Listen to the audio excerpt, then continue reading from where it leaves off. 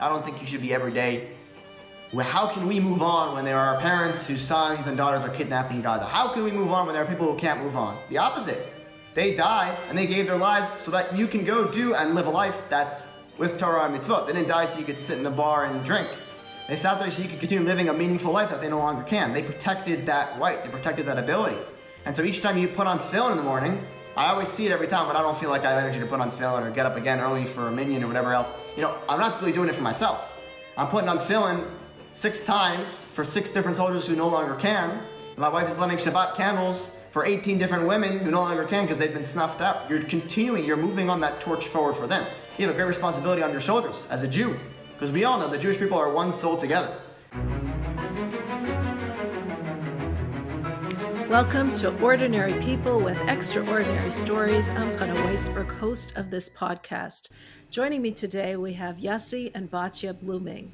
You might remember Yossi and Batya because they've been on previously. We interviewed Yossi right before October 7th, and we interviewed Batya shortly after that. I've asked them to both join us again to update us on their situation and what's been happening to them. Thank you both so much for joining us. Thank you for having us on. Thank you. We're happy to be back. Thank you. So, Yossi, let's start with you. Tell us a little about what's been happening over the last 11 months for you. Yeah, my goodness, definitely different circumstances going into this interview. It's funny also, I think even the biggest difference has been just the mindset of doing an interview like this, where I wouldn't say it was casual. The military is never casual, it's always intense. But I was towards the end of my mandatory service, and I was getting ready to go into civilian life and spend more time obviously with my wife. Never got that opportunity, but it was definitely a different kind of frame of mind. And now I'm quite the opposite. I'm starting the next chapter of my service. I'm actually slated to go to officers course soon, which is a huge advance and decision. But just you look back over these months, and on a macro level, the nation has gone through so much. But on a micro level myself, I mean, I've lost 5 or 6 friends, and I've gained so much tactical insight and experience. Lost some weight, but I've gained a rank. We've both learned so much in our relationship and in our marriage and in home life and in living in this yishuv in the middle of the West Bank that we are. We've gained 2 rabbits. We now have 2 pet rabbits that are very fluffy and nice. But a lot has changed, and I think I just call it like the Rebbe said about being on a ladder. It doesn't really matter as much where you are as long as you're continually trying to get to that next rung. And so no matter what losses we suffer and all the different pain that we do endure, and we've endured tremendous amounts as Am Yisrael, as a Jewish nation over these past months, as long as you keep looking towards that next rung, if it's officer's course, if for you it's just getting out of bed in the morning, if it's just trying to make it to work, if it's just trying to be on time, trying to do another mitzvah, it's getting to the next rung. I think it's critical for us to take on as a new attitude. Wow, incredible. Wow, and we'll go into more detail, but Batya, first tell us a little about what's happening with your life.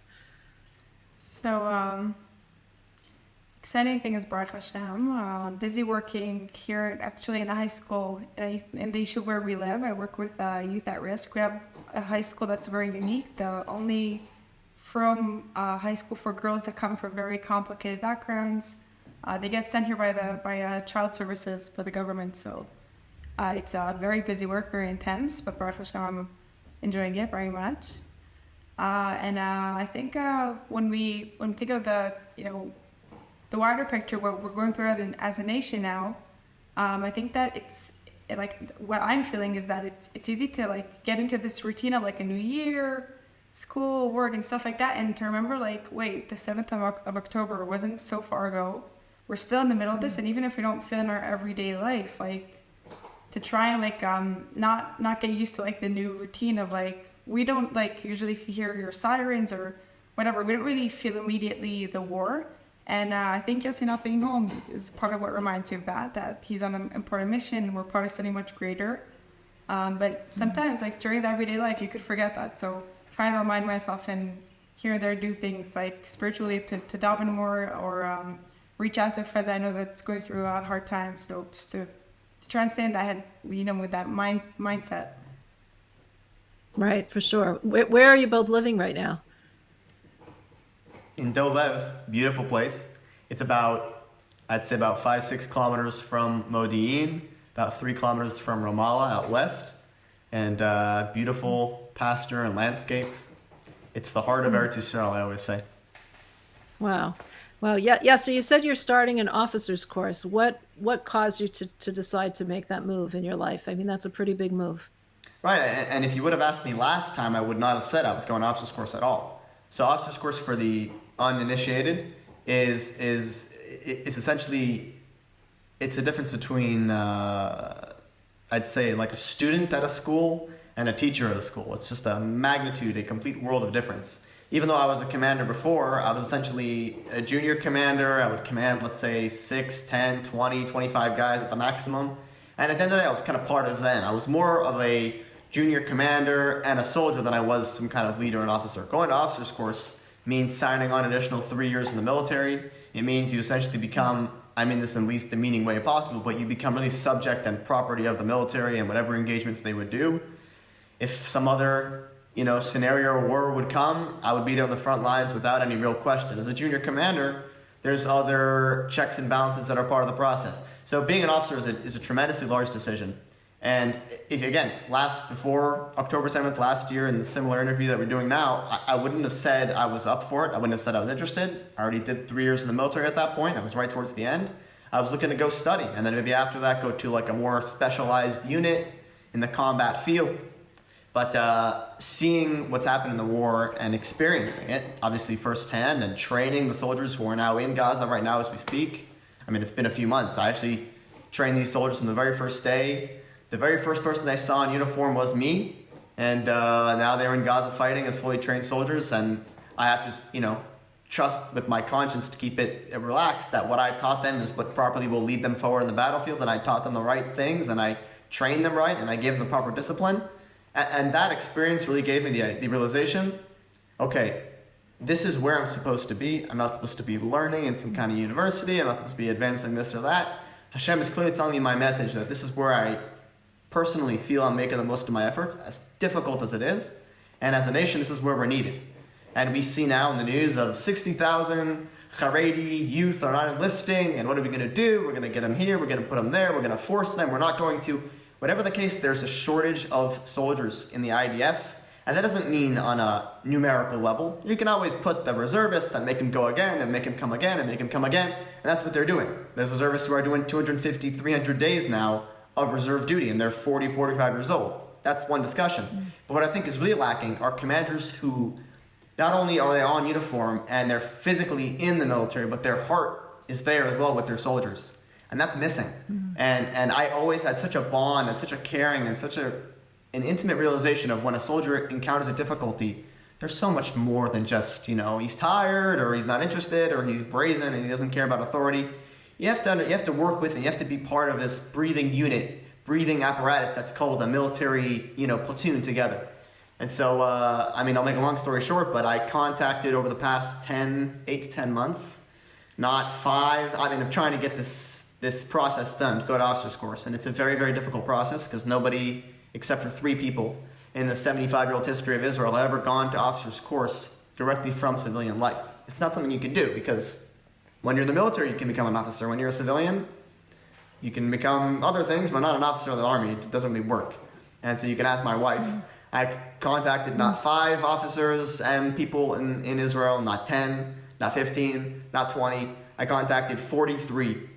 And as they say, if you believe in something enough, not only can it happen, but if you believe in something enough, it's important for you, you won't give up on it. So 8 months, I think about every single day, I've called somebody else and I've bugged every single person in this entire country pretty much to try and get me to go to this officer's course. And just this past week, so we are right on time, just this past week, the Machat, the commander of all paratroopers, who's the man I needed, came out of Gaza, and I had 3 people separately pounce on him the second he came out of Gaza. And he's in his, I think, early 40s. He's got kids at home. He's been in Gaza for a while. But I'm sorry, I have to go through the processes that I need to go through to make this happen. And so they pounced on him as soon as he came out and told him the story and reminded him about it. And so the course is starting in about a month and a half. And I'm very excited to be there. And it's just, it's hard for me to realize, to wake up at what I've been trying for so hard for 8 months. If something is really precious to you and you don't have to work for it, you may still have doubts. It may not be as it says in Ethics of the Pirkei Avot, it says that Hashem gave us the Torah, Hashem gave us mitzvot, but it's even more precious that He let us know how precious that they are, which almost seems bizarre, but I understand it now. Because if I just went to officer's course smooth, it'd be one thing. But now that I sweat and with blood and with tears and with sleepless nights and with traveling all throughout the country to meet with different officers and posting posts on Facebook for help and literally 43 senior officers I've bugged about this. Now, which means now I understand the gift that's been given to me. Now it's something I'm willing to fight for. Now it's something I understand how much effort I put into this. I think it'll definitely make me a better officer than I ever could have been. Wow, incredible. So this is not the regular path that someone goes to. Like, you really had to fight for this. Why? Like, I'm trying to understand it a little bit better. Well, the Army is a very unique, how do you say it? It's a very unique framework, organization, because legally you're required to serve. So there are direct rights that are clearly delineated in the law, that as soon as somebody finishes the Army, the government can't touch them. They're completely off limits. So you're a civilian. And this is to safeguard government tyranny. That they can't turn to you and say, come back and serve again when you already did your duty. If they want to have you come serve again, you'll have to be a reservist. Now, reservists get paid fairly well. They have all kinds of, insurance benefits. Their job gets replaced if they lose it. Reservists are one thing, and at the end of the day, they're still civilian. They could dress however they want. They come and they go. You can get out of reservist duty if you'd really like. Coming in and being an officer means as if I never did my mandatory service. And it's almost me going to the Israeli legal system and telling them, I want you to upend all these 15 different safeguards that are there to preserve my rights, because I want to give up those rights, because I want to go back in the military, and obviously for higher pay and for better conditions, because I'll be an officer. But it's just, again, I think 3 times it's been done in this kind of fashion, all at different wars. Yom Kippur War, there was another Tzuk Eitan in 2014. There were a couple of cases like that where people just were able to go back in. So it takes some effort, but clearly you can do it. Wow. And your motivation is because you really feel that you have, this is this is what you can do, what you can serve best, and be so connected to the people underneath you. Yeah. The reason why is because I had an unintentional realization that Hashem reminded me. And I don't mean this in any kind of spiritual hulu kind of way. I mean, I was literally served on a plate in front of me the realization I might want to go do other things right now, and I might want to go to other special operations units that are more specialized and smaller. But where can I really make an impact? That's the only question that matters. We come and we go after 120 years. You have to look back and say that I did the most that I could do in the world. And that's not, I was in some unit and it was a lot of fun, and the people there were very professional, and we did really cool operations. That's great. And that's what I wanted to do until I understood, you know what? My biggest impact by far is in the big green army with recruits, and I can impact and have impacted dozens and hundreds. And as an officer, you can only imagine how much greater I'll be able to impact, Right. So how do you hope to impact them? In what way? Well, we could start with the most, I think, first and foremost thing that's on my mind, which is the current storm going on in the country of Haredim and religiosity. And I really believe that most of the Haredis, the very religious sectors of society, have good intentions and have no problem of coming and saying, if not for the IDF, through Hashem's hand, Hamas wouldn't have stopped at the summit of the south that's right outside of what is it? Not an Evnim. Yeah, they wouldn't have stopped at those checkpoints where the army finally stopped them. They would have been in Kiryat Gat, they would have came to Beersheba, they would have came up to Modin, Jerusalem. It wouldn't have stopped. That was their plan. I mean, we saw maps when we were there in Be'eri, myself, and you take the maps out of their vests and they've got the plan laid out. So they understand that the army is needed, they understand that service is needed, they understand that there's a physical ishtadlut, a physical attempt and exertion that's needed in order to succeed. But they have legitimate concerns about my son or my daughter, but my son will go into the military and will come out maybe stronger, maybe tougher, maybe with some good friends, but without his kippah, without his tzitzit, without his values. And there's no reason it should be that way. There's no reason it has to be that way. And so my first and foremost is to continue my work of proving that there's zero reason you have to give up your religious and national identity. They don't need to collide. You You could be proudly supporting your country and your nation, whatever else you'd like, whatever motivates each person to come join. And you can still do the holy work, and it's a mitzvah of coming and defending Jewish lives. And in Gaza, you can make kiddush over a cup of tea if you have one, or if you don't, it's pikuach nefesh. You don't have to lose your religious identity throughout the military. That's my first and foremost mission, but I think most of all is, like I said, what's lacking is not numbers. What's lacking is, I don't want to call it care. It's almost accusing to say other commanders don't care about their soldiers. I think it's a certain intimate awareness of what your soldiers are, to become one unit with them. And that's really my goal. That I shouldn't lead with my rank, that I should lead because they want to follow after you. And so obviously it's easier said than done, but that's kind of my mission. And that is much more meaningful to each one of those soldiers and their parents and the world that they come from, and each child, each soldier is a whole world, than I would be doing if I was in some kind of specialized government unit doing clandestine missions, making a much smaller impact. Wow, incredible. But what are your thoughts about it? How do you feel? I mean, this is a huge change in your life. How long have you been married, by the way? We've been married soon 2 years. This 2 years, Baruch Hashem. By 2 years. Wow. Yeah, very soon. Okay, so, actually. and a lot of it has been with Yossi going away and serving in Most the of army. it. Correct. Yeah, we have this joke about, like, we've been married for 2 years, but, like, I think you've been home, like, maybe half a year. Like, I have a joke. Anyway, Right. yeah, it's a joke amongst, like, the army wives where, like, you know, when we visited his family in Potomac, so we spoke to another couple that's the husband's in the army, the U.S. military, and she was telling me, yeah, we're married for like 10 years, but he's been home for like 3 years. So I was like, oh, okay, all of a sudden the States, you like laugh about that.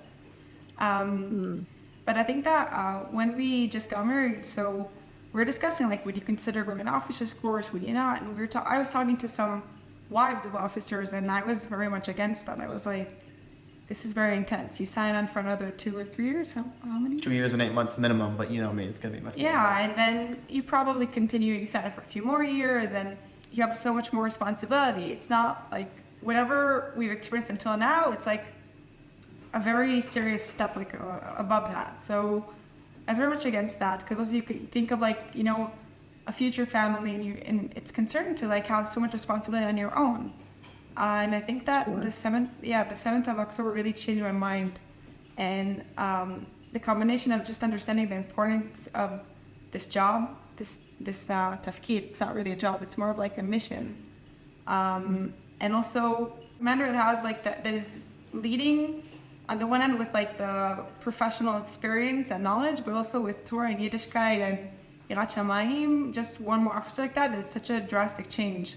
And I'm very supportive of that, and I'm really looking forward. And he actually might be my brother's commander, which is very funny. So we'll see about that. My The brother enlisted about 2 days ago. Yeah. And I have about a month and a half until officer's course starts. Exactly. In that month and a half, I'm actually going to be his commander. So it's pretty funny. Oh, but wow. I mean, looking back 2 years ago, I would not say that. Yeah, he'd probably go to officer's course. I was very much against it. I'm very scared of it because, you know, think of a family and just the responsibility that you have on your own is it's hard to deal with. Another thing is that when we took upon ourselves this mission, so to say, we really, like, made sure that we'd have, like, the right support system for me. So moving to this issue where we live now, Delev, is a very communal, right? It's a very communal area. We have so much support from our neighbors, from our friends here. It really feels like family, so that's a big deal to us. So living here and having more of a, like, what do you call it? Like, it's a safety net. Yeah. Right. Yeah, so it's having really, someone to fall back to. People. I feel like it needs, because on the one hand you have, like, these very, like, big ideas that you believe in, and on the other hand you also have, like, a practical plan of how are you going to make this work. So I feel calm and happy about it, and very proud of them. Wow. So what since October 7th has made you have this shift in your thinking that now you're okay with it? Like, what is it? I think understanding that, like, as much as you know, it's a big zchut to protect Am Yisrael, and when you go to Hebron to daven, you go to Marathon Mechpelah to daven there, and you have the soldiers at the checkpoint, and you're driving through these Arab villages, and it can be scary, it can be concerning, and seeing those green uniforms and seeing those IDF soldiers at every checkpost, it calms you down. You know that you're protected. But that's like before the 7th of October when you go to these like random scary areas, so to call it. And after the 7th of October, when very normal Yishuvim were attacked, you understand that it could have been Tel Aviv, it could have been, as you said, they could have gone all the way up to Jerusalem. And understanding how severe the attack could have been, I mean, it was terrible, but understanding that it could have been even worse. So we just understand how much we even more so need the IDF, and we need firm and strong and professional IDF soldiers and commanders. So that's very much what I realized, like that it's not just this nice idea of like, yeah, they protect us. It's they literally save our lives. Right. Wow. Yeah, I remember yesterday in the last interview, this was even before October 7th, you were talking about how important you were training the soldiers underneath you at that point. But as you say, as a junior kind of officer, and you were saying even then how important each one is to your care, and how much you care for each and every one of them, how each one is their own mother's child, their own mother's son, and you have to treat them in that way. I'm wondering how you mentioned before that you've had 5 or 6 of your friends die in this war. How do you feel about that? Definitely, it's important to contrast those two things. Yeah. Also, the thing about war is it becomes very easily industrialized. You could look at World War I, and you see this in its most extreme application, where you essentially have men turning into digits and numbers. And I've got a hill I have to conquer. How many of those numbers is it going to take for me to conquer that hill? And how many, based on statistics of past places I've conquered, how many am I going to have to give up? And as much as the IDF is a very moral, and it's a very moral military, and it's supposedly led by values that are different than just any Western military, and that expresses itself in the engineering and the commanders and the ethos and the values of the military. We know the IDF is the only one of all the militaries in the world with actual education corps that's there to teach and lead with education to all the soldiers. Of course, it's unique, but it's human tendency that when more lives are lost, each one becomes easier to handle. But that's only for the big commanders sitting in a cement office in Tel Aviv, pointing on a map. For those on the ground, each loss gets harder and harder, because inevitably, no matter how well you knew those soldiers, it almost feels like each one hits closer and closer to home. And again, like I was saying, these soldiers that I was training, that they were in Gaza and they're actually out this week. They're actually out and they're enjoying themselves at home. Baruch Hashem, everybody's okay and healthy and happy and safe. But when they were back in training, and I just finished training them, and it was right around Pesach time, we actually flew back to the United States. They stumbled into like this grenade during training, urban combat training before they would go into Gaza, and it exploded and injured a whole bunch of those soldiers. And these are soldiers that I was just training. And of course, there have been other times where I've lost soldiers that are closer, and there have been times that I've lost friends that were directly underneath me, or I've been in the direct proximity of times that there were soldiers that were lost. But the fact that each time another one happens, even if this time it was a relatively minor incident. I mean, a grenade exploded next to them. They're all okay. A couple of them have, a little bit of shrapnel here and there. They're undergoing some treatments. They'll all be okay in the long run. But that feels much more severe than the time before. And the one that hopefully will not come after that, but if there will be one after that, and there have been after that account, it feels more and more and more. And so it's important that we realize on a national level that we are one beating heart together. That even though there are human tendencies to say, well, how much longer will it take to finish the war? And we start going and speaking in numerical terms. We start speaking in strategic terms. We start speaking in, well, how many more battalions will it take to conquer Rafah and hold it? Well, the north, how many can we send up north in the meantime? Well, we have to send 2 to Hebron to secure the Yitzir. Well, this week there was 2 car bombings and 3 stabbing attacks, and 3 officers were killed, police officers, and there was 2 suicide attacks that were stopped in the nick of time by special forces units in Jerusalem. It's important we understand the gravity and the human level of it. And I think my thoughts about it going forward are, as an officer, that I may be a little bit more detached and elevated from that immediate human level. It's critical that I remember that. It's critical that I remember, like you said, each one of these is just like it was before the 7th of October, is a human life, and it's their mother and their father and their sister and their brother and their wife and their children. They're their entire world. And just like before the 7th of October, where we had lost a soldier once every month, 2 months, and that was deeply, deeply grievous and tragic. It's still tragic now when we're losing hundreds and hundreds and hundreds. It's the same thing. A human life, especially according to Judaism, a human life is the entire world over. So what do you do on a practical level to deal with it? Like, how do you deal with it? With the loss, with And losing somebody who's close. yeah, the loss and I mean the general mood. What is the general mood like where you are in Israel? I mean, with what's happening? How are you dealing with hearing about the loss every single day of a different? I mean, thank God not every single day, but each time of different soldiers that are being lost and different lives that are just such young lives that are being just broken. Right. Yeah. First of all, just to answer the second one first, the feeling, I think my wife as well can attest, who's home and kind of breathes the Yishuv life a little more than I do. I think a lot more than I do.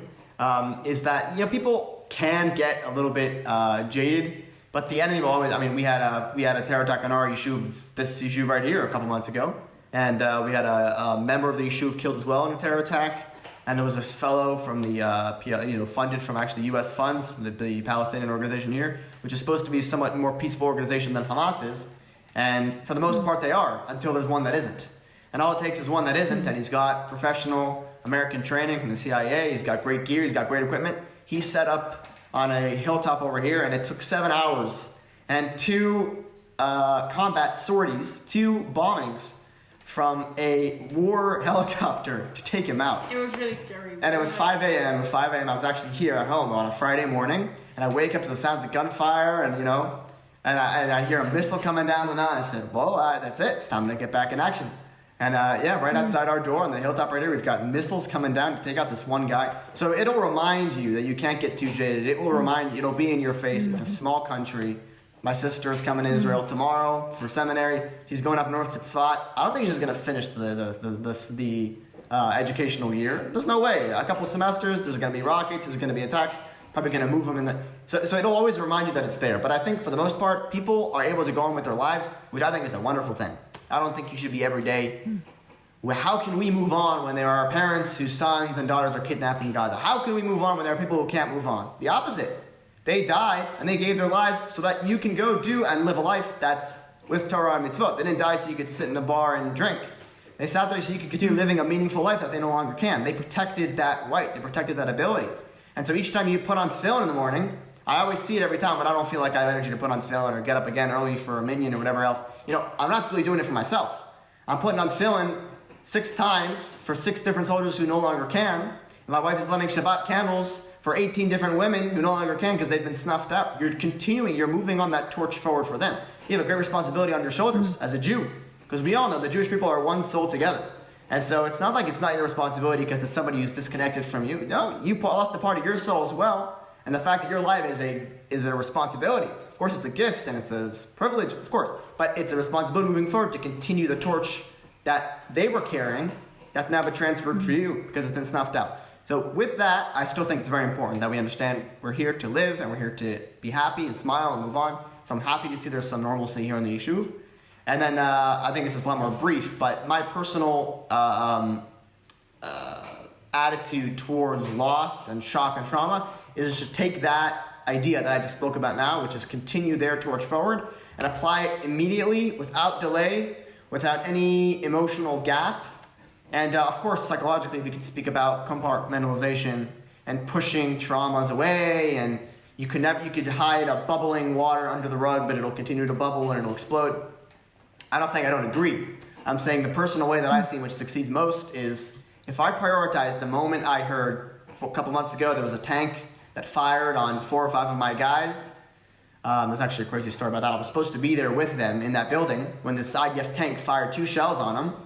And wow. the soldiers that I was supposed to be with, I was supposed to be in that room. In fact, what they were doing at that time was reviewing the plans and the radio communications, which is exactly my responsibility as a junior commander. We spoke about this last time. I sort of I'm the bridge between different levels in the army. That's exactly what I would be doing there. I would be doing skigat chapak, skigat sir. I would be going over these plans.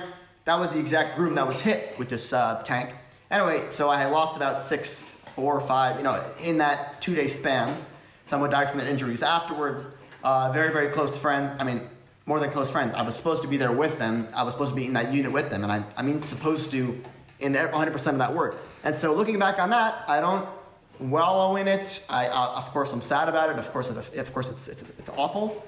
And of course, I attend the vigils and the ceremonies and with the parents. I don't know if vigils is the right word. But immediately afterwards, I shove that into action. I say that what Hashem wants from me now is I'm alive, they're not. I've got a responsibility to move forward. If he was a leader of his men, I've got to lead my men better. If he was somebody who was looking to, and there are soldiers there who are going through a very much religious awakening, starting to put on tefillin, starting to connect to Hashem, seeing the miracles of the war, really inspire them. That's a responsibility. That's a mission for me. And I can't slack off on that mission because I want to sit in my bed and feel sad about the fact that I lost close friends. Again, each world is a tragedy, and each world is a whole universe lost, and each life is a whole universe. But Right. the call forward is to take that and move forward, and that's what I've done. And it seems to be working so far, Right. Wow. Incredible. You bring me to the next point, which is some people are saying that now, we're approaching Simchat Torah, we're approaching October 7th, and some people are wondering, how can we celebrate Sukkot? How can we dance with the Torah on Sukkot after what happened? What is your response? Both of you, I'd like to hear. What is your response to that? You want to go first? You go first. Okay. I think my response directly ties into the attitude I spoke about earlier, which is it's not my words. This is the Jewish way to respond to tragedy. Life and time are a very linear and very one-dimensional thing. It's obviously much easier to stomach somebody who died after a ripe old age and a happy life than it is a 25-year-old whose life was snuffed out by cruel Hamas terrorists in the battlefield. And of course, emotions are real, and of course, according to the Torah, we are supposed to mourn. And we mourned for Moses, we mourned for Aaron, we mourned for also the smallest, least of the Jews who were not nearly as great as the footsteps of Moses. We mourn for everybody, and Hashem gives us that commandment and that time, and mourning is a critical, and it's a human behavior and aspect. But as a nation, there is no mourning. As a nation, we do not sit and mourn. As a nation, with each continued tragedy and loss, again, it's Hashem telling us to move forward stronger. This is throughout our history. Throughout our history, we're coming back from Tisha B'Av now. We could read the words of the prophets which say, there's actually, as we know, each Shabbat after the temple was destroyed, we read another passage of nechama, of comfort, of almost resuscitating the nation after it's been dealt this lethal blow. We were kicked out of our holy temple, that we lost Hashem's presence in this world, and since then, we've been spiraling and kicked out of 109 countries in the exile. And we're sitting here, this week, losing soldiers. It's going on until today, until Mashiach comes, may it be very soon. But the nation's response can never ever be to, even for a moment, to sit and wallow. On the individual level, it's not only important, it's not only needed, it's a mitzvah. To sit there and mourn, and you don't go to pray, you don't sing, you don't go to concerts. It's important you sit there and you go through the motions because you are a human being and you lost somebody close to you, and that's important. But as a nation, as an army, as a unit, as a family, as a community, as Dolev together, the response after somebody was killed, the government said we're building 2 new roads, and we're going to have 2 new roads that are connect Jerusalem to this place to show the Arabs, to show the terrorists among the Arab population, which happens to be a majority, that you can't stop our actions, you can't stop our existence. We're going to add 2 new roads. And the next day afterwards, obviously to comfort the family, hundreds and hundreds and hundreds of those lined up with flags, not only Israeli flags, but posters of support of, I'm going to take on a new good deed for this person. I'm going to continue his light forward. That is our response as a nation. And so I think it's quite the opposite. This Simchat Torah has to be the happiest Simchat Torah in our nation's history, because that's the way Hashem wants us to go forward as a nation. That is our call. That is the nation's response to tragedy. It's to go forward, just like I remember, and with this I'll close, a few years back when there was that shooting in a Poway synagogue, and the Chabad rabbi actually lost his finger. And his response afterwards was, I think it was around Hanukkah time or Pesach, the amount of piyuluyot, the amount of activities and events and curriculum that worldwide Chabad synagogues did was unbelievable that year. I remember our synagogue in Potomac, I was home then, I don't know why I was home, I guess before the army times. But I remember we did a Hanukkah candle lighting, and the Pesach Seder was huge. That is our response as a nation.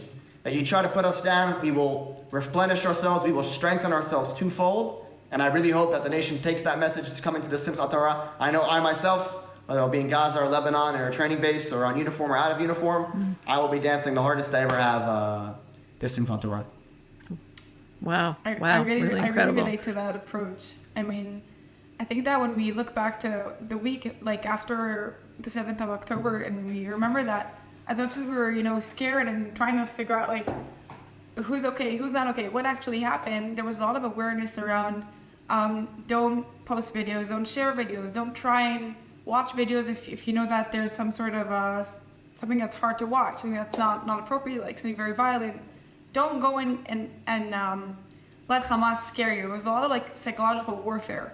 And I think that when we think of that part and how important it was to win on that field, the psychological warfare aspect, I mean, if we have a sad and gloomy Simchat Torah, it's letting them win on that battlefield. And I think it's very interesting that one of the ways that I like how people explain what trauma is where it's you have some sort of experience and then you become fixed on only one interpretation to what the situation was or what something involved in the situation was. Let's say someone was experienced a car crash, so their immediate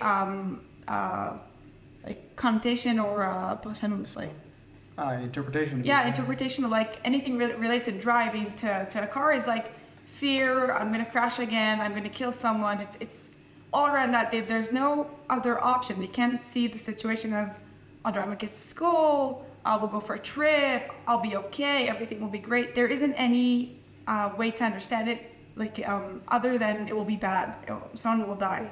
And if we had a trauma in Simchat Torah, and we did, and we understood Simchat Torah as something very traumatizing, very painful, so much loss, and then we go ahead to the next Simchat Torah this upcoming year, and we stay in that headspace, we're just sinking into trauma and we're not treating ourselves. Giving Simchat Torah a new interpretation, understanding that what happened doesn't affect what will be in a bad way necessarily. We can grow from it, we can change it. That's healing. So I think that's our mission as a nation. Wow, beautiful, really beautiful. So, Batya, when Yossi's back in Lebanon or wherever else this coming Simchat Torah, you will be dancing? You bet. You bet. Okay. You guys have given us so much inspiration. Is there any parting thoughts or parting words that you'd like people to know about our situation or about what we can be doing or what we should be thinking?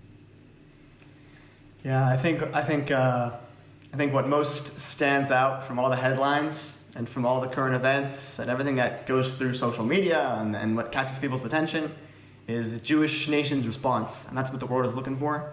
That's what the world is looking for better and for worse. They're looking to see, are there protests in the streets? Is there going to be shouting? Is there going to be, all kinds of uprisings with the Haredi enlistment? Is there going to be with what the government's doing to handle the hostages? We know 6 hostages were just found brutally killed and murdered by Hamas.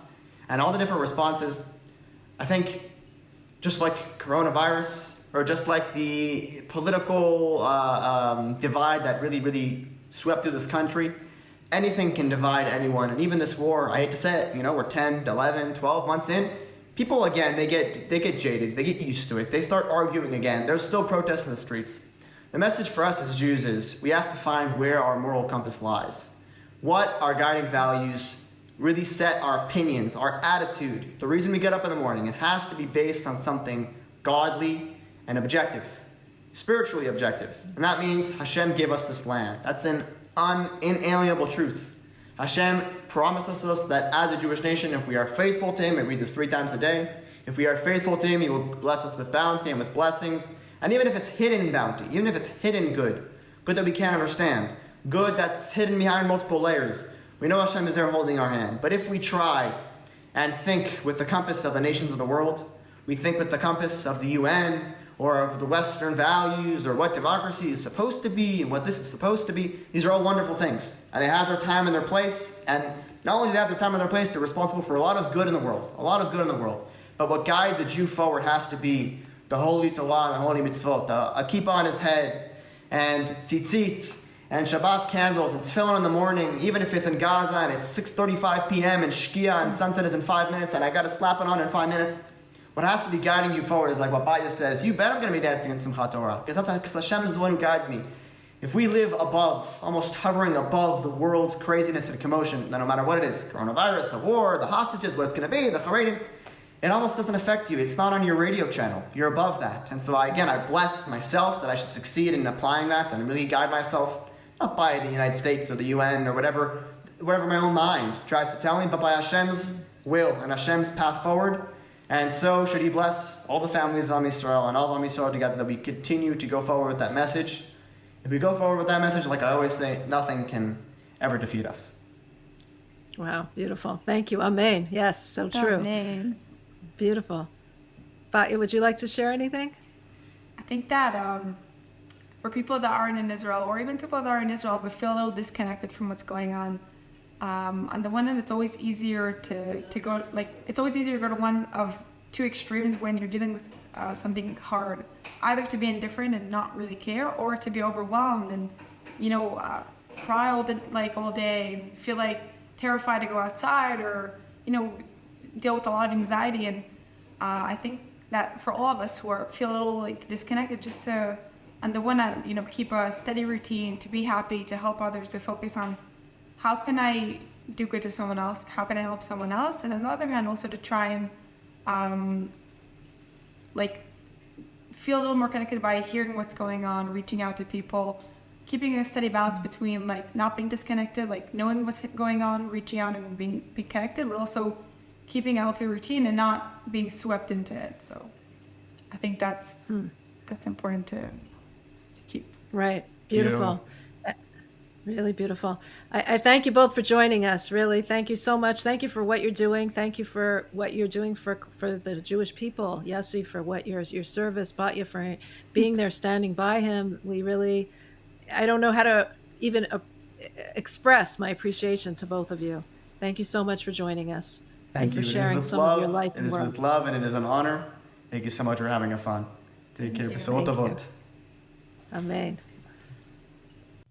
Wow, that was really great to be able to get Batya and Yossi together again. It was hard to get them. Yossi has been doing so much in his life since the last time we spoke. The last time that I spoke to both of them, they both sounded so mature for people who are in their early 20s.